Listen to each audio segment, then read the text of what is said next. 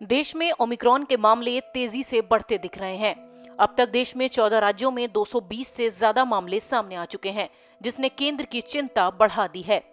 Omicron के बढ़ते मामलों को देखते हुए सरकार ने राज्यों और केंद्र शासित प्रदेशों को एक पत्र लिखकर संक्रमण को रोकने के लिए कड़े कदम उठाने के निर्देश दिए हैं।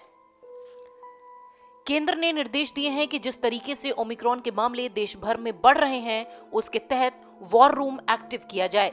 साथ ही साथ स्थानीय स्तर पर और जिला स्तर पर कड़े और त्वरित कदम भी उठाए जाएं।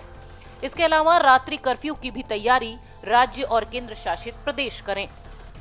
केंद्र के स्वास्थ्य सचिव ने राज्यों को पत्र लिखकर टेस्टिंग और निगरानी बढ़ाने के भी निर्देश दिए हैं।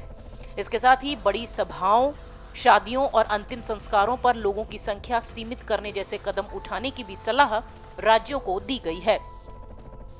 केंद्र सचिव ने अपने पत्र में कंटेनमेंट जोन की सीमा तय करने और अस्पतालों की सुविधा बढ़ाने को लेकर भी जरूरी कदम उठाने की सलाह राज्यों को दी है।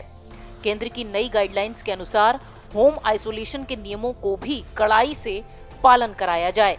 इसके साथ ही होम आइसोलेशन के बाद कॉल सेंटर और होम विजिट द्वारा जानकारी लेने की भी सलाह राज्यों को दी गई है। इस बीच आईआईटी के 2 वैज्ञानिकों ने शोध किया है और उनके शोध ने चिंता बढ़ा दी है। इन वैज्ञानिकों ने ताजा स्टडीज में यह दावा किया है कि फरवरी में ओमिक्रॉन की वजह से तीसरी लहर आ सकती है। वैज्ञानिकों का यह भी दावा है कि फरवरी के बाद से निश्चित ही मामले घटेंगे, जिससे राहत होगी। वैज्ञानिकों के इस दावे ने केंद्र और राज्यों